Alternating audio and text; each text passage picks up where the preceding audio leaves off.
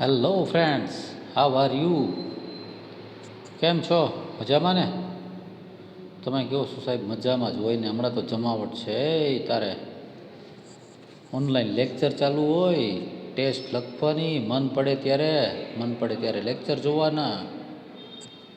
આવું કોરોનાનું વેકેશન તો ભાગ્યશાળીને મળે, બરાબર ને?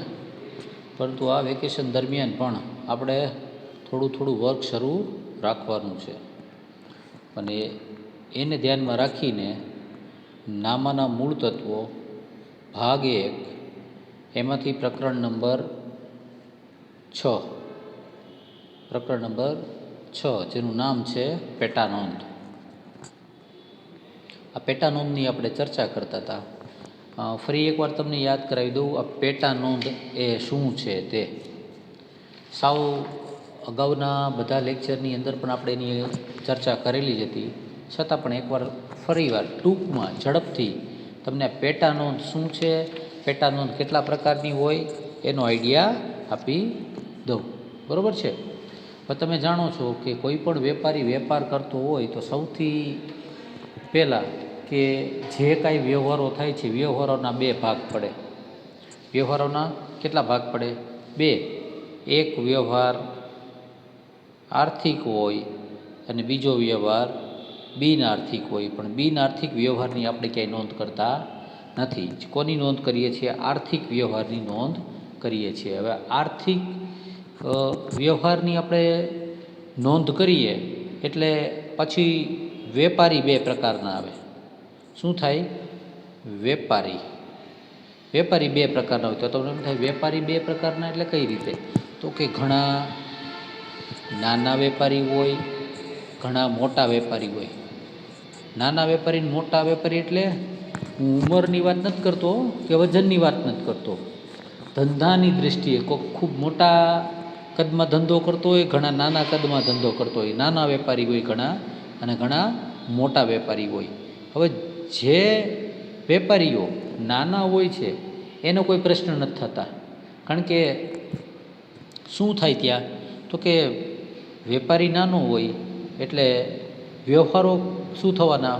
વ્યવહારો ખૂબ જ ઓછા વ્યવહારો થશે.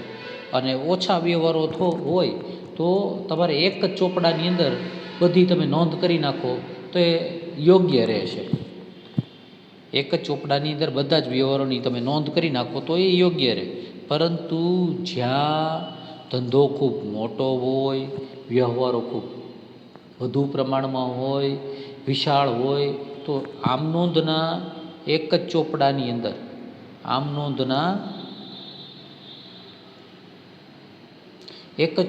અંદર બધા વ્યવહારોની નોંધ કરવી યોગ્ય નથી. તો હવે તો એને માટે શું કરવાનું? તો કે હવે દાખલા તરીકે તમને એમાં કયા પ્રકારના પ્રશ્નો ઊભા થાય? હવે આપણે માત્ર એક જ ચોપડાની અંદર લખીએ તો શું કરીએ? પહેલાં આપણે આમ નોંધ લખશું. આમ નોંધ આપણે લખીએ પછી એની શું થાય? ખતવણી કરવાની આવે. એ ખતવણીમાંથી હિસાબો તૈયાર થાય અને વર્ષને અંતે નોંધ કરવાની. તો એનો મતલબ શું થાય? એક જ ચોપડાની અંદર આ બધું શક્ય નથી. એટલા માટે શું થાય કે જ્યાં વ્યવહારો ખૂબ જ વધુ પ્રમાણમાં હોય ત્યારે આમ નોંધના ચોપડાની અંદર નોંધ કરવી મુશ્કેલ બની જાય છે. એટલે પછી એને સરળ બનાવવા માટે એને શું કર્યું કે જ્યાં એક પ્રમાણના વ્યવહારો, એક સરખા વ્યવહારો, સમાન પ્રકારના વ્યવહારો વારંવાર થતા હોય, પુનરાવર્તન પામતા હોય, તો એ વ્યવહારોને શું કરી નાખવાના? અલગ અલગ ચોપડા કરી નાખવાના. એને શું કરી નાખવાના? અલગ અલગ ચોપડા કરી નાખવાના. જેને આપણે પેટા નોંધ તરીકે ઓળખીએ છીએ. શું ઓળખીએ છીએ? જેને આપણે પેટા નોંધ તરીકે ઓળખીએ છીએ. અને આમાં અલગ અલગ જે પેટા નોંધ રાખવામાં આવે છે એમાં ખરીદ નોંધ, વેચાણ નોંધ, ખરીદ માલ પરત નોંધ, વેચાણ માલ પરત નોંધ, પછી એવી રીતે રોકડ મેળ, પેટા રોકડ મેળ, લેણી ઊંડી નોંધ, દેવી ઊંડી નોંધ અને ખાસ આમ નોંધ, આ પ્રકારના, બરાબર છે? એમાં આપણે ચર્ચા કરી હતી ખરીદ નોંધ, વેચાણ નોંધ, ખરીદ પરત નોંધ અને વેચાણ પરત નોંધ. આજે આપણે સ્વાધ્યાયનો દાખલા નંબર 10 છે. આ દાખલા નંબર 10માંથી આપણે ખરીદ નોંધ અને ખરીદ પરત નોંધની ચર્ચા કરશું. શેની ચર્ચા કરશું? ખરીદ નોંધ અને ખરીદ પરત નોંધની. હવે તમને એક બાબતનો તો આઈડિયા આવી જ ગયો છે કે ખરીદ નોંધ તો કે જેમાં માત્ર ને માત્ર ઉધાર ખરીદીના વ્યવહારો જ નોંધવામાં આવે છે. ખરીદ નોંધને જમા નોંધ તરીકે પણ ઓળખવામાં આવે છે. ખરીદ માલ પરત નોંધને માલ પરત ઉધાર નોંધ તરીકે પણ ઓળખવામાં આવે છે. તો કે ખરીદ પરત નોંધ ક્યારે તૈયાર કરવી પડે છે? તો કે જ્યારે આપણે માલની ખરીદી કરેલી હોય એ માલ યોગ્ય ન હોય, ક્વોલિટી પ્રમાણે ન હોય, તમે જેવો મગાવ્યો એ પ્રમાણેનો ન હોય તો શું થાય છે? તો તે માલને આપણે પરત મોકલવામાં આવે છે. તે માટે થઈને ખરીદ પરત નોંધ તૈયાર કરવામાં આવે છે. હવે બીજી એક બાબત આપણે યાદ રાખવી પડે કે ખરીદ નોંધ તૈયાર કરતા હોય ત્યારે એમાં કયા કયા વ્યવહારોનો સમાવેશ નથી થતો. આપણે વારંવાર રિપીટ કર્યું છે, ફરીવાર રિપીટ કરશું કે ખરીદ નોંધ તૈયાર કરતા હોય ત્યારે રોકડ ખરીદીના વ્યવહારોની અહીંયા સમાવેશ થતો નથી. મિલકત ખરીદીના વ્યવહારો આવતા નથી. બિન આર્થિક વ્યવહારોની નોંધ થતી નથી. હુંડીને લગતા વ્યવહારોની નોંધ થતી નથી. માત્ર ઓર્ડર આપેલ હોય તેવા વ્યવહારોની પણ નોંધ થતી નથી. વિનિમયના વ્યવહારો એટલે કે દાખલા તરીકે તમે કોઈક ફર્નિચર આપ્યું હોય, તમે ફર્નિચર આપીને સામે કોઈ માલ સામાનની ખરીદી કરી હોય તો એની પણ અહીંયા નોંધ નહીં. તમે સાયકલ આપીને સામે ખરીદી કરી હોય તો પણ એ વિનિમયના વ્યવહારોની અહીંયા નોંધ થતી નથી. પછી ધંધાનો માલિક હોય અને પોતાના અંગત વપરાશ માટે કોઈ પણ પ્રકારનો માલ સામાન જો લીધો હોય તો એની પણ અહીંયા નોંધ થતી નથી. બરાબર છે? તો આ ખરીદ નોંધ. અને ત્યારબાદ આવે ખરીદ નોંધમાં એ વ્યવહારોની નોંધ થતી નથી. અને પછી આવે છે ખરીદ પરત નોંધ. તો કે ખરીદ પરત નોંધ એટલે શું? તો કે આપણે કોઈ પણ પ્રકારના માલની ખરીદી કરેલી હોય અને માલ યોગ્ય ન હોય, ક્વોલિટી પ્રમાણેનો ન હોય, ખામીવાળો હોય, તમે મગાવ્યો હોય તે મુજબનો હોય, તે કલરનો ન હોય, તે ક્વોલિટીનો ન હોય તો એ માલને આપણે પરત મોકલવો પડે છે. અને એ માટે થઈને આપણે ખરીદ પરત નોંધ તૈયાર કરીએ છીએ. શું કરીએ છીએ? ખરીદ પરત નોંધ તૈયાર કરીએ છીએ. અને ખરીદ પરત નોંધ માટે ઉધાર ચિઠ્ઠી તો આપણે ચર્ચા કરી ચૂક્યા છે. ખરીદ પરત નોંધમાં ઉધાર ચિઠ્ઠી પણ તૈયાર કરવામાં આવે છે. હવે આજે આપણે આ દાખલા નંબર 10ની ચર્ચા કરીએ. દાખલા નંબર 10માં જુઓ તો ખરીદ નોંધ અને ખરીદ પરત નોંધ. રેડી? હવે આપણે જાન્યુઆરી 1 રૂપિયા 1,00,000નો માલ પંજાબ સ્ટોર્સમાંથી 5% વેપારી વટાવે ખરીદ્યો. કેટલાનો માલ છે? રૂપિયા 1,00,000નો માલ 5% વેપારી વટાવે પંજાબ સ્ટોર્સમાંથી ખરીદ્યો. સૌથી પહેલાં તો તમારે અહીંયા નક્કી કરવું પડે કે આ વ્યવહાર છે એ ખરીદ નોંધમાં આવશે કે નહીં આવે. હવે જુઓ, 1,00,000નો માલ લીધો, પંજાબ સ્ટોર્સમાંથી લીધો છે. તમે એક બાબતની નોંધ કરી છે કે આમાં ક્યાંય રોકડેથી ખરીદો, ચેક દ્વારા ખરીદ્યો, બેંક દ્વારા ખરીદ્યો એવી કોઈ પણ પ્રકારની નોંધ નથી આપી. એનો મતલબ એમ થયો કે આપણી ઉધાર ખરીદી છે. અને ઉધાર ખરીદી છે એટલે શું થશે? આપણી ખરીદ નોંધની અંદર થશે. અને આ ખરીદ નોંધ કેવી છે? તો કે સાદી ખરીદ નોંધ છે. કારણ કે શું છે? એમાં માલના પ્રકાર આપ્યા નથી. તો હવે આની ગણતરી કઈ રીતે થશે? તો કે 1,00,000નો માલ છે, 1,00,000નો માલ છે અને એમાંથી 5% તમે બાદ કરો એટલે આપણી ખરીદી કેટલાની થાય? 95,000 રૂપિયાની ખરીદી કરી. ક્યાંથી ખરીદી કરી? તો કે આપણે પંજાબ સ્ટોર્સમાંથી કરી. તો આપણી આમ નોંધ શું થાય? ખરીદી ખાતે ઉધાર તે પંજાબ સ્ટોર્સ ખાતે. શું આમ નોંધ થાય? ખરીદ ખાતે ઉધાર તે પંજાબ સ્ટોર્સ ખાતે. રેડી? હવે જુઓ, એને આપણે પાછી ખરીદ નોંધમાં કઈ રીતે નોંધ કરી છે તે છે. આવી ગયું? તો આ તારીખ 2018 જાન્યુઆરી 1 પંજાબ સ્ટોર્સ ખાતે. આવક ભરતીયા નંબર નથી આપ્યું, ખાપા નથી આપ્યું. અને 95,000 કઈ રીતે આવ્યા? તો કે 1,00,000માંથી 5% વેપારી વટાવ બાદ કરીને. રેડી? હવે આપણે બીજો વ્યવહાર જોઈએ. બીજી તારીખનો વ્યવહાર. એટલે બીજી તારીખ આપણને આપી નથી, આપણને આપી છે ત્રીજી તારીખ. ત્રીજી તારીખ જુઓ, મહારાષ્ટ્ર સ્ટોર્સ પાસેથી 60,000નો માલ ખરીદ્યો. શાખનો સમય 1 માસ. શાખનો સમય 1 માસ એનો મતલબ કે ઉધાર વ્યવહાર છે. વેપારી વટાવ 10% અને બિલ નંબર 330. શું થયું? Bill number 330. એટલે હવે તમારે 60,000માંથી તમે 10% બાદ કરો તો વધે કેટલા? 54,000. 54,000ના તમે માલની ખરીદી કરી છે. એટલે ખરીદ નોંધની અંદર તમારે ત્રીજી તારીખમાં મહારાષ્ટ્ર સ્ટોર્સ ખાતે તમારો બિલ નંબર છે, એટલે કે આવક ભરતીયા નંબર કેટલો છે? 330. અને રકમ કેટલી લખવાની રહેશે? 54,000 રૂપિયા લખવાની રહેશે. જોઈએ જવાબમાં આપણે છે આ જો જવાબની અંદર તારીખ 3. આપણું જે આ ફોર્મેટ તો તમને યાદ જ હશે. સાદી ખરીદ નોંધ છે એટલે તારીખ, વેપારીનું નામ, આવક ભરતીયા નંબર, ખાપા અને રકમ. શું લખ્યું છે? મહારાષ્ટ્ર સ્ટોર્સ ખાતે આવક ભરતીયા નંબર 330 અને રકમ કેટલી આપી છે? 54,000 રૂપિયા. રેડી? મહારાષ્ટ્ર સ્ટોર્સ ખાતે. બરોબર છે? રેડી? શેની ચર્ચા આપણે કરીએ છીએ? ખરીદ નોંધની ચર્ચા કરીએ છીએ. પહેલી તારીખ અને ત્રીજી તારીખ આપણે ધ્યાનમાં લઈ લીધી. હવે આગળની તારીખ જોઈએ. એમાં આ તારીખ આપણને આપી છે 10 તારીખ.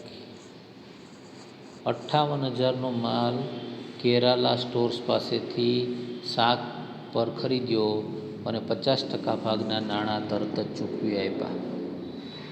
હવે જુઓ, જ્યારે કોઈ પણ વ્યવહારની અંદર અડધા નાણાં ચૂકવવામાં આવતા હોય ત્યારે આપણે ખરીદ નોંધની અંદર સંપૂર્ણ વ્યવહારને ઉધાર વ્યવહાર ગણવાનો રહેશે. સંપૂર્ણ વ્યવહારને શું ગણવાનો? ઉધાર વ્યવહાર ગણી અને તેની નોંધ કરવાની રહેશે. એટલે 10 તારીખનો વ્યવહાર આપણે આખો વ્યવહાર શું ગણશું?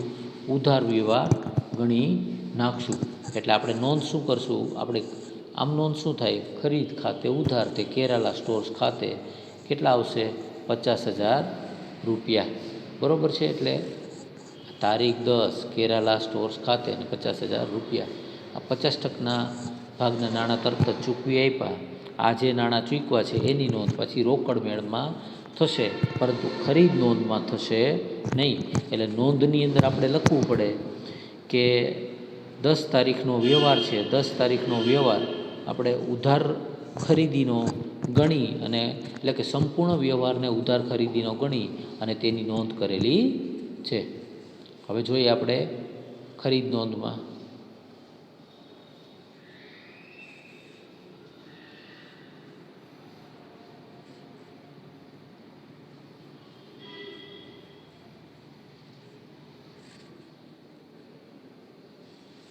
કઈ તારીખ હતી?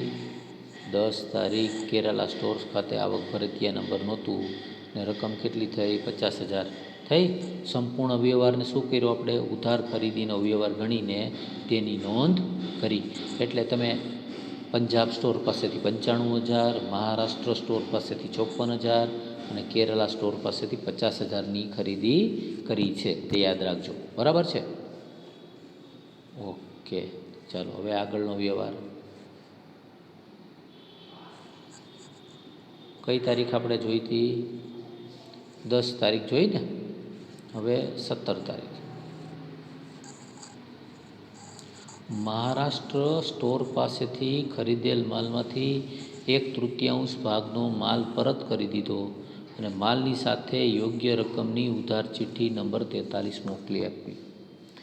વિદ્યાર્થી મિત્રો, જ્યારે આપણે પણ કોઈ પણ પ્રકારની ખરીદી કરીએ અને તેમાંથી આપણને માલ ન ગમે તો એ માલને શું કરી દઈએ છીએ? આપણે પરત કરી દઈએ છીએ. અહીંયા મહારાષ્ટ્ર સ્ટોર્સમાંથી આપણે 54,000ની ખરીદી કરી હતી. કેટલાની? 54,000. 54,000 ગુણ્યા 1/3 કરીએ તો 18,000 રૂપિયા થાય. તો 18,000નો માલ શું કરી દીધો છે? આપણે પરત કરી દીધો છે. 18,000નો માલ શું કરી દીધો છે? પરત કરી દીધો છે. 18,000નો માલ પરત કરી દીધો છે અને એટલે આપણે એની નોંધ શેમાં થશે? ખરીદ પરત નોંધમાં થશે. અને ઉધાર ચિઠ્ઠી નંબર કેટલી આપી છે? 43 નંબર આપી છે. જોઈએ જવાબમાં તમે જો હવે આપણે અહીંયા બે સાથે બનાવી છે, એક ખરીદ નોંધ અને બીજી છે ખરીદ પરત નોંધ. આવી રીતે ખરીદ પરત નોંધ આપણે બનાવવી પડે. કઈ તારીખે માલ પાછો મોકલો? તો કે 17 તારીખે. વેપારીનું નામ શું છે? મહારાષ્ટ્ર સ્ટોર છે. ઉધાર ચિઠ્ઠી નંબર કેટલી છે? 43 છે. અને રકમ કેટલી છે? 18,000 રૂપિયા. 18,000 કઈ રીતે આવ્યા? એકવાર ફરીવાર સમજાવી દઉં તમને. આપણે મહારાષ્ટ્ર સ્ટોર્સમાંથી ખરીદી કરી ત્યારે 54,000ની કરી હતી. એમાંથી ત્રીજા ભાગનો માલ પરત કર્યો એટલે 18,000 રૂપિયા. રેડી? બરાબર છે? ઓકે. એટલે આપણે જ્યારે માલ પરત કરીએ, આપણે પહેલાં તો ખરીદી કરીએ ત્યારે મહારાષ્ટ્ર સ્ટોર્સમાંથી 54,000ની ખરીદી કરી ત્યારે આપણે આમ નોંધ શું કરી હોય? ખરીદ ખાતે ઉધાર તે મહારાષ્ટ્ર સ્ટોર્સ ખાતે. અને હવે જ્યારે આપણે માલ પરત કરશું ત્યારે એની આમ નોંધ શું થશે? આમ નોંધ મહારાષ્ટ્ર સ્ટોર્સ ખાતે ઉધાર તે ખરીદ માલ પરત ખાતે જમા. મહારાષ્ટ્ર સ્ટોર્સ ખાતે ઉધાર તે ખરીદ માલ પરત ખાતે જમા. બરાબર છે? હવે આપણે 17 તારીખનો વ્યવહાર જોયો હતો. હવે જોઈએ 21 તારીખ. 21 તારીખમાં રાજસ્થાન સ્ટોર્સ પાસેથી 40,000નો માલ 10% વેપારી વટાવે ખરીદ્યો. રાજસ્થાન સ્ટોર્સે 5% વસેક અને મજૂરીના રૂપિયા 400 ચડાવીને બિલ નંબર મોકલી આપ્યું. આપણે રાજસ્થાન સ્ટોર્સ પાસેથી 40,000નો માલ અને 10% વેપારી વટાવે ખરીદ્યો છે. 5% વસેક એટલે કે 40,000માંથી તમે 40,000માંથી 10% બાદ કરો એટલે 36,000. અને રાજસ્થાન સ્ટોર્સ પાસેથી ખરીદશું એટલે 5% વસેકની આપણે નોંધ કરવી પડે અને મજૂરીના 400ની નોંધ કરવી પડે. પરંતુ આ બંનેની નોંધ શું થશે? આ બંનેની નોંધ થશે ખાસ આમ નોંધની અંદર. કેટલી નોંધ થશે એ તમને સમજાવી દઉં. જુઓ, કુલ માલ આપણે કેટલાનો લીધો છે? 40,000નો. આ 40,000માંથી 10% વેપારી વટાવ બાદ કરીએ એટલે રે 36,000. આ 36,000નો જે આપણે વસેકનો દર આપ્યો છે 5%, એટલે રકમ થશે 1,800 રૂપિયા. આ 1,800 રૂપિયા આવક. 1,800 રૂપિયાના બે ભાગ પડશે. કઈ રીતે? આવક પૂર્તિય કેન્દ્રીય વસેક અને આવક પૂરતી રાજ્ય વસેક. શું થશે? આવક પૂર્તિય કેન્દ્રીય વસેક, આવક પૂરતી રાજ્ય વસેક. પરંતુ આની નોંધ ખાસ આમ નોંધમાં થશે. આપણને સૂચના કોઈ નથી આપીને એટલા માટે આની નોંધ ક્યાં થશે? ખાસ આમ નોંધની અંદર. આ આવક પૂરતી કેન્દ્રીય વસેક અને આવક પૂરતી રાજ્ય વસેક અને મજૂરીના જે આપણે 400 ચૂકવા છે એ બધાની નોંધ ક્યાં થશે? ખાસ આમ નોંધમાં થશે. આપણે અહીંયા જે ખરીદ નોંધ છે એ ખરીદ નોંધની અંદર 36,000ની નોંધ કરશું. જુઓ જવાબમાં છે. કઈ તારીખ હતી? 21 તારીખ હતી. આ 21 તારીખ રાજસ્થાન સ્ટોર્સ ખાતે આવક ભરતીય નંબર 160 અને 36,000. 36,000 કઈ રીતે આવ્યા? 40,000 માઇનસ 10%. અને જે વસેક એટલે કે વસ્તુ અને સેવાનો કર એની નોંધ ખાસ આમ નોંધની અંદર આપણે કરી. બરાબર છે? કઈ તારીખ આપણે ધ્યાનમાં લીધી? 21 તારીખ. હવે આવશે તારીખ 25. 25 તારીખમાં ઉત્તર પ્રદેશ સ્ટોર્સમાંથી 50,000નો માલ શાખ ઉપર લીધો. ઉધાર ખરીદી ગણાય. ઉધાર ખરીદીની નોંધ આપણે થશે. વેપારી વટાવ કેટલા છે? 10% અને બિલ નંબર 380. આ 50,000નો માલ છે. 50,000માંથી 10% આપણે બાદ કરીએ તો 5,000 થશે. 45,000 રૂપિયા. 45,000 રૂપિયા શું થશે? 45,000 રૂપિયાની ખરીદી આપણે ઉત્તર પ્રદેશ સ્ટોર્સમાંથી કરી. એની આમ નોંધ શું થાય? ખરીદી ખાતે ઉધાર તે ઉત્તર પ્રદેશ સ્ટોર્સ ખાતે. અને આપણી ખરીદ પરત નોંધની અંદર પણ આવશે ખરીદ પરત નોંધની અંદર આવી રીતે આવશે. હા, ઉત્તર પ્રદેશ સ્ટોર્સ ખાતે તારીખ 25 આજે આપણને બિલ નંબર એટલે કે આવક ભરતીયા નંબર 380 હતો તે, અને રકમ આવશે 45,000 રૂપિયા. કઈ તારીખ હતી? 25 તારીખની નોંધ આપણે કરી. હવે જોઈએ એ પછીની તારીખ 29 તારીખ. ઉત્તર પ્રદેશ સ્ટોર્સમાંથી ખરીદેલ માલમાંથી 30% માલ પરત કરી દીધો અને માલની સાથે ઉધાર ચિઠ્ઠી નંબર 44 મોકલી આપી. જો 30% માલ પરત કરી દીધો છે. કેટલો? 30% માલ પરત કરી દીધો અને માલની સાથે ઉધાર ચિઠ્ઠી નંબર 44 મોકલી આપી. એટલે સૌથી પહેલાં આપણે જોવું પડે કે ઉત્તર પ્રદેશ સ્ટોર્સમાંથી આપણે ખરીદી કેટલાની કરી હતી? તો કે ખરીદી કરી હતી 45,000. 45,000ના 30% તમે કરો એટલે આપણે જે માલ પરત કર્યો એની રકમ થશે 13,500.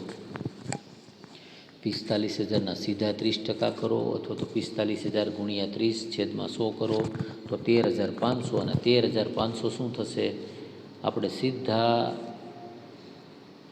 ખરીદ પરત નોંધમાં નોંધ થશે. ઉત્તર પ્રદેશ સ્ટોર્સમાંથી આપણે જે માલની ખરીદી કરી હતી એ માલ પરત કર્યો. શું કામ 30% લીધો? તો કે અહીંયા આપણને રકમની અંદર 30% માલ પરત કરી દીધો એમ લખેલું છે એટલા માટે. બરાબર છે? હવે જુઓ તો ખરીદ પરત નોંધ છે. ખરીદ પરત નોંધમાં પહેલાં એક ઉત્તર પ્રદેશ સ્ટોર્સને કઈ તારીખે આપણે પરત કર્યો તો? 29 તારીખે છે. પહેલાં આપણે મહારાષ્ટ્ર સ્ટોર્સને પરત કર્યો તો એની નોંધ હતી.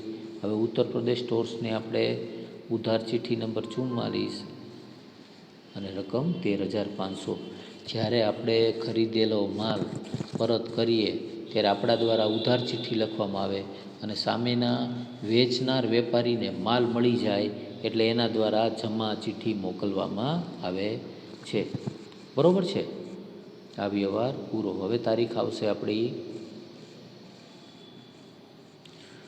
મધ્યપ્રદેશ સ્ટોર્સમાંથી 80,000નો માલ 10% વેપારી વટાવે ખરીદવાનો ઓર્ડર મૂક્યો.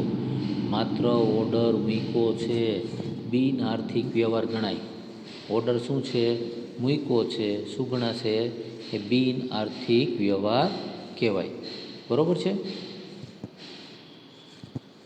એટલે એની નોંધ અહીંયા થશે નહીં. પરંતુ આપણે દાખલાના અંતમાં છેલ્લે નોંધ લખી નાખવાની. તારીખ 30 બિન આર્થિક વ્યવહાર હોવાથી ખરીદ નોંધમાં નોંધ થશે નહીં. બરાબર છે? અને આ દાખલાનો છેલ્લો વ્યવહાર છે. હરિયાણા સ્ટોર્સમાંથી રોકડ વટાવે રોકડેથી માલની ખરીદી.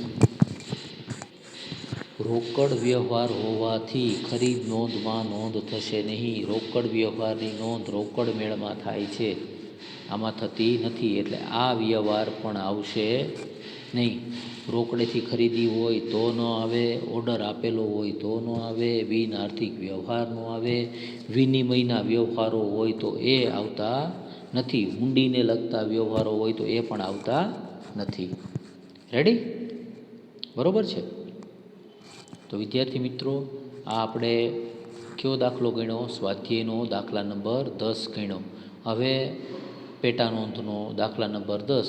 હવે તમે જુઓ, આ ખરીદ નોંધ આખી આપણે તૈયાર થઈ. આ ખરીદ નોંધ તૈયાર થઈ ગઈ. આ ખરીદ નોંધના આધારે તમને અહીંથી ખબર પડી ગઈ કે કુલ ઉધાર ખરીદી કેટલી છે. તે કુલ ઉધાર ખરીદી અહીંયા આપણને આપેલી છે 2,80,000. તો કે જાન્યુઆરી મહિનાની કુલ ઉધાર ખરીદી 2,80,000 છે. તેમાંથી ઉત્તર પ્રદેશ સ્ટોર્સ પાસેથી આટલી, રાજસ્થાન પાસેથી આટલી, કેરાલા પાસેથી એટલી, મહારાષ્ટ્ર પાસેથી એટલી, પંજાબ પાસેથી આટલી ખરીદી કરી છે તે પણ માહિતી મળે. અને એ ઉપરાંત આપણે સાથે ખરીદ પરત નોંધ બનાવી હતી તો એ આપણને એ માહિતી મળે કે જાન્યુઆરી મહિનાની અંદર આપણે 2 વેપારીને માલ મોકલો હતો અને કુલ ઉધાર ખરીદ પરત હતું 31,500. એટલે 2,80,000માંથી તમે 31,500 તમે બાદ કરો તો તમારી દાખલા તરીકે કુલ ઉધાર ખરીદી કેટલી હતી? 2,80,000. આ 2,80,000માંથી 31,500 બાદ કરો એટલે 2,48,500ની કુલ ચોખ્ખી ઉધાર ખરીદી તમારી થઈ. કુલ ચોખ્ખી ઉધાર ખરીદી થઈ. વિદ્યાર્થી મિત્રો, આપણે એકાઉન્ટ સમજાવવાના આપણા શ્રેષ્ઠ પ્રયત્ન કરીએ છીએ. તમે પણ તમારા શ્રેષ્ઠ પ્રયત્ન કરજો. વિદ્યાર્થી મિત્રો, તમને આ લેક્ચર ગમ્યું હોય તો લાઈક કરજો. ધોરણ 11માં અભ્યાસ કરતા બીજા વિદ્યાર્થી મિત્રોને પણ આ લેક્ચર મળે તેવા પ્રયત્ન કરજો. Thank you very much.